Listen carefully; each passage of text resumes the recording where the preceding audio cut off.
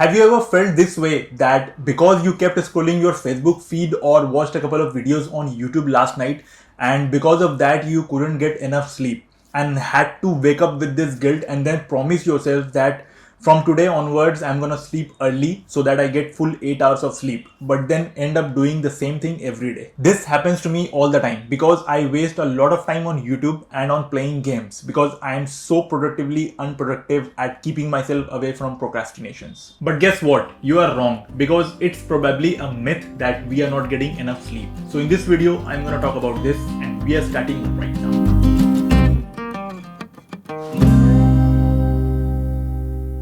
Hello everyone, my name is Dr. Taha Khan. Welcome to my YouTube channel where I share with you clinic and exam related productivity tips and strategies.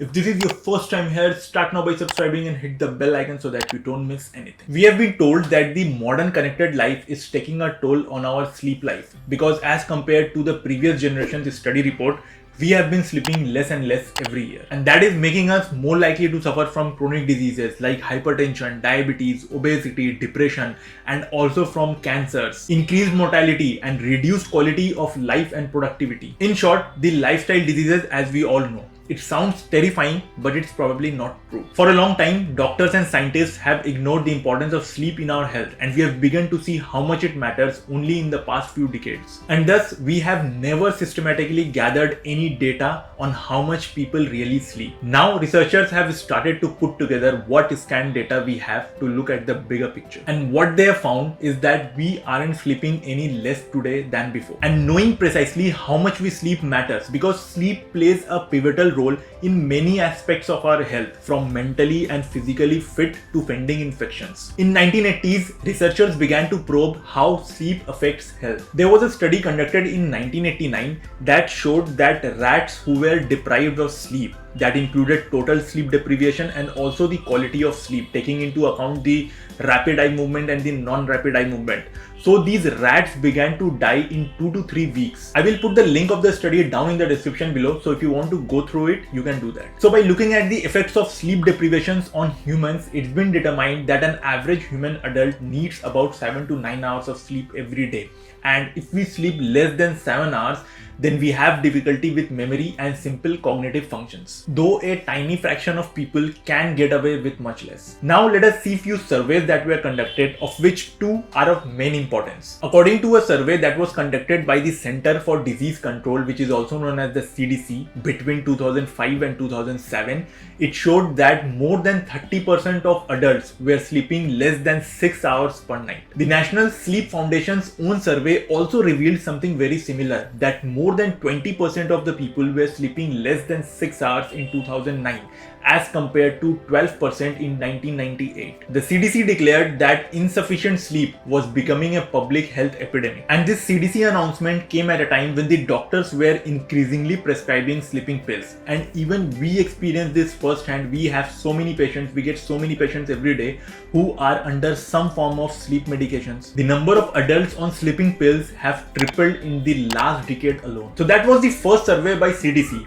Now a 2010 analysis which used data from a different set of surveys conducted between 1975 and 2006 revealed something very different. It showed the proportion of short sleepers, means those sleeping less than 6 hours, hadn't changed much in the last 30 years. And even more surprising, that proportion was only 9.3% in 2006. So why was there such a large difference as compared to the CDC data?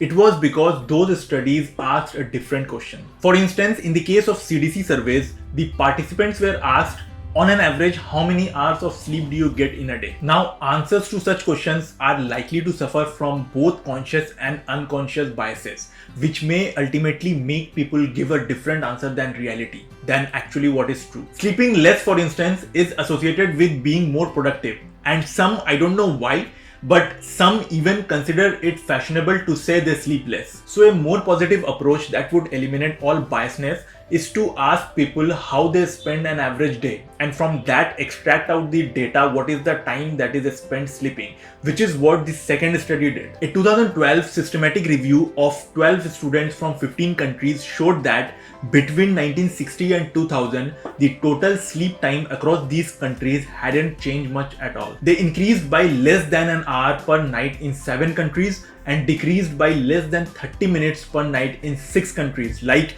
Japan, Russia, Finland, Germany, Belgium and Austria. Now there is a person by the name Sean Youngsted who is a sleep researcher at Arizona State University. When he looked at these studies, he realized that there might be a way to resolve these conflicting results. Instead of using self-reported data, he wanted to use objective data, that which is recorded by sleep monitoring instruments or by observers as the participants slept in a lab. So he and his colleagues published a review that took into consideration 168 studies of objective data conducted between 1960 and 2013, involving more than 6,000 participants across 15 countries, which surely and understandably is much smaller than the self-reported surveys. But it too revealed that the total sleep time hadn't changed much during that period. Most of us sleep between 7 and 9 hours, and the proportion of those sleeping less than 6 hours hadn't changed much in the last 50 years. So that was something worth noticing. But despite this, the CDC tells that poor sleep remains a public health epidemic. It says that the differences in the studies may have arisen because of the different surveys used,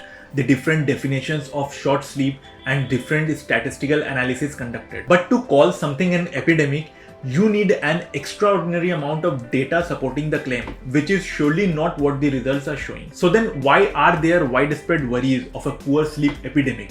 I think probably it's because of the combination of social trends that fuel the myth. Sleeping is commonly considered a leisure activity, and the modern fast-paced life creates an illusion that we have less time to rest. And then we hear cases of famous people succeeding on little sleep and saying on stages, I used to sleep 4 hours a day or 5 hours a day. So these make matters worse. Some people also believe that we must be sleeping less than our ancestors because they did not have access to electricity, and we do.